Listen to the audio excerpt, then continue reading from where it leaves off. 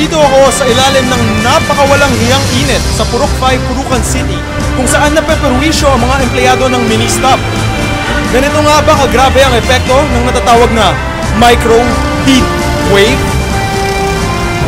Ngayon lang po talaga yung mga trabahador pagod, natutunaw ang yelo at nagpapawis ng mga freezers. Pero ang pinakaabala pa rin, yung freezer loaders. No big deal. Mga walang hiya? Nagpapawis na freezer?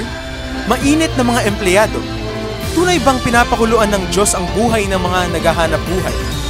Dagdag na pagtitiis ng pawis na kasing lagkit ng chiswis na lamang ba ang magagawa? Sir, ba't nandito kayo? Ay, Bawal po dito. sorry po. At sa sama ng panahon ngayon, ano na lang ang masasabi kundi tangin na naman, di ba? Ito si Bong Balita, nag-uulat. Back to you, Daddy Niardi.